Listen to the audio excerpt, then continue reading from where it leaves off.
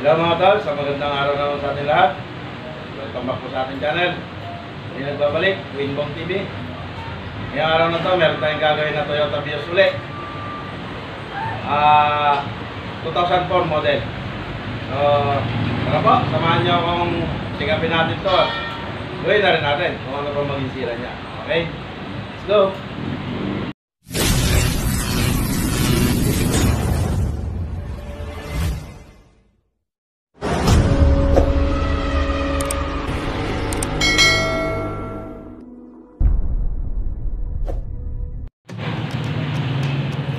Bale, ang problema daw nito, bakit doon sa may-ari,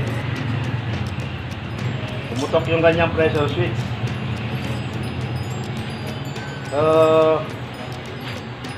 Ano po ba ang nagiging dahilan kung bakit naputok ang pressure switch niya? Unang-una, pwedeng huminto yung pan doon sa may condenser. Pwede ring overcharge, nag-high pressure siya. Wala naman, barado.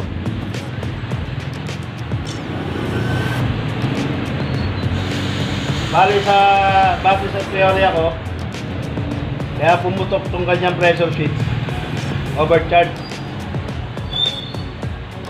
Ang kwento nila, kinargahan to, pero hindi minonitor yung high side.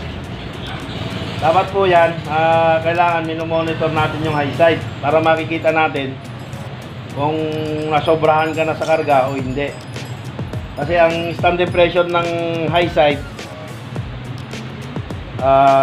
225 to 250. Kailangan hindi kayo lalagpas ng 250 PSI. Okay? So dito, papalitan natin siya ng pressure switch. Tapos mamaya pagkarga natin, titingnan natin yung high side nya kung hanggang saan nakaabot.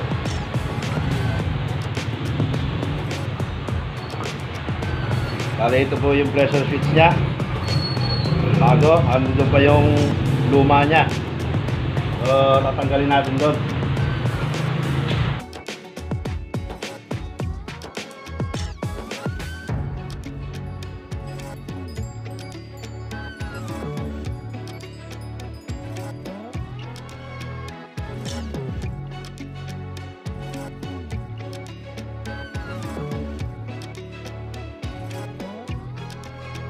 Po yung pressure switch na bumigay. Ayan, nakikita nyo, naglangis. Bumigay siya doon sa loob. Maya alamin natin kung umandar yung pan niya o hindi. So pagka umaandar yung pan niya, aaring nag-overcharge siya sa karga, kaya bumigay ito.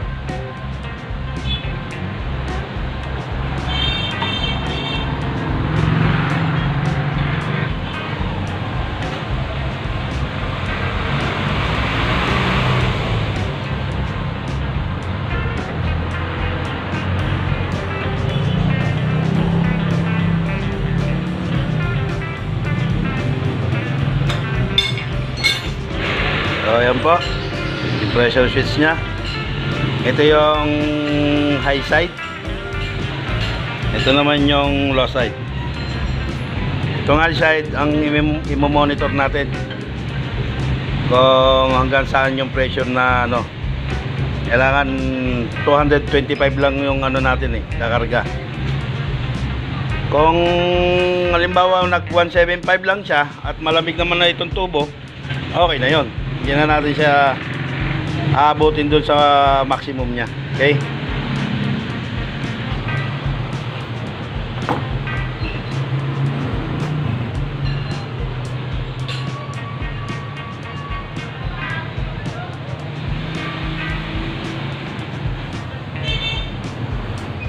So test muna natin siya. Tingnan natin kung may singaw tong bagong ipinalit natin na pressure switch.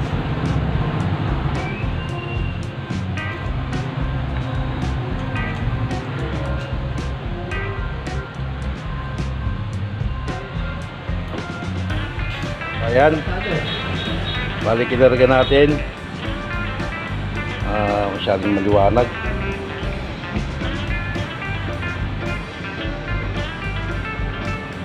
Sa kulang-kulang 150. check natin yung pressure switch nya. May leak.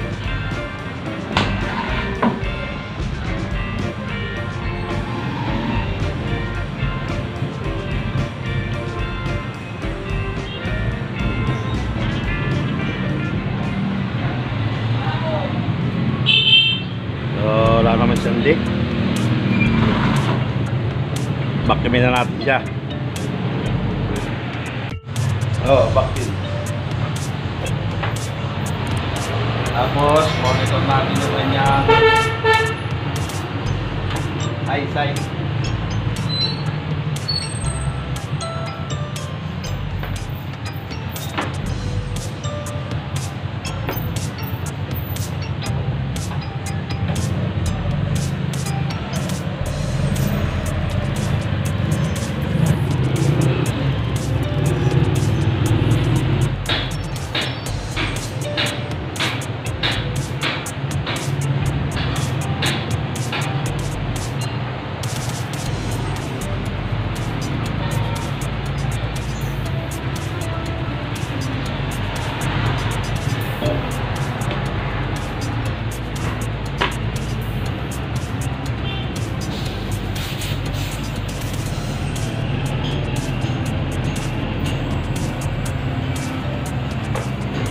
Start na sir. Tapos paki-aircon mo.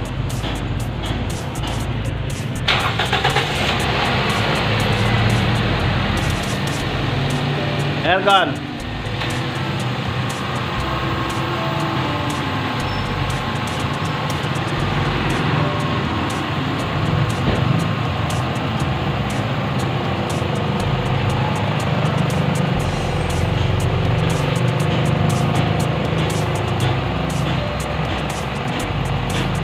Pagka expansion naman ng sira, barado yan. Itong reading na ito sa low side, magsisiro yan. Pero yung high side mo, tumataas. Expansion valve yun, barado. Pero sa'yo, hindi naman barado. Okay lang.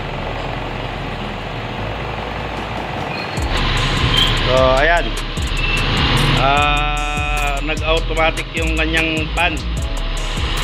Lumakas yung andar niya. Bali reading natin 20 PSI sa low side, 205 sa high side. Tingnan natin pag nagmatic yon, nag low speed. Tingnan natin kung tataas itong high side. Nagmatic na siya kahit sagad yung thermostat mo. Malamig na rin itong ano mo, tubo, low side.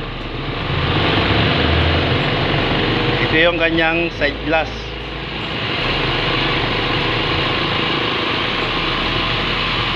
Ayan. Kung nakikita nyo, yan, bumubula. Pag nabula yan, tapos ang reading nyo rito sa high side 200. Huwag nyo na po habulin yung clear nito. Kasi ang mangyayari dyan, pag hinabol nyo yung clear nyan, tataas yung ano nito, pressure. Aabot to ng 250 PSI. No? Dapat yan, hindi nyo nahabulin yan. Basta may lamig na itong tubo nito, okay na po yun. Malamig na rin sa loob yun. Huwag nyo nang habulin yung clear nito. Ma-overcharge lang po kayo. Okay? So ito 200 PSI. So okay na yung karga nya. I-stop na natin siya. Hindi na natin kakargaan. Yan, malamig.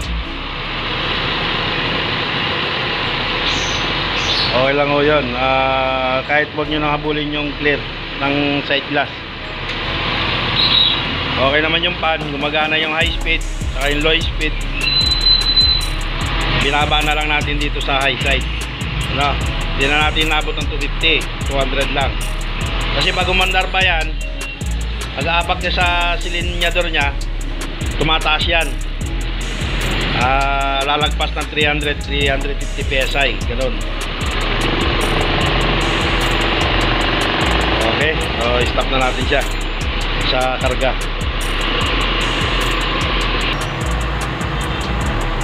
Tapos, isingit ko lang po, nagkakarga kayo at hindi kayo naka-monitor sa hindsight, wag po kayo magpapasa ng condenser habang nagkakarga. Kasi once na natuyo yung condenser, nagkakarga kayo, hindi nyo pinomonitor yung hindsight. Pag natuyo yung condenser, masyado nang mataas itong hindsight nyo. Overcharge na kayo doon. Yun lamang po.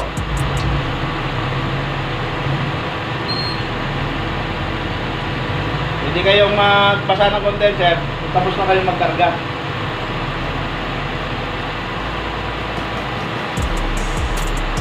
Ang lamig niya. Lamig na. Alam mo na ako. Kaya mga tol, taas na natin itong Toyota Vios. Nasira niya lang, pressure switch. At sa inala ko lang, overcharge sila. Okay. Maraming salamat po sa inyo po subaybay. Yung mga katanungan po kayo, mag-message lang po kayo sa ating comment section. Sasagutin naman natin yan sa ating aking mga kaya. Okay? Maraming salamat po sa inyo pag subaybay. Sa mga hindi pa nakaka-subscribe, subscribe na po kayo. Just like and share, subscribe. Click the notification bell para lagi tayo updated sa aking masusunod na video. Maraming salamat po sa inyo muli at Kuimbong TV po. Mas lamang ang taong matiskate. Hanggang sa muli. Bye-bye.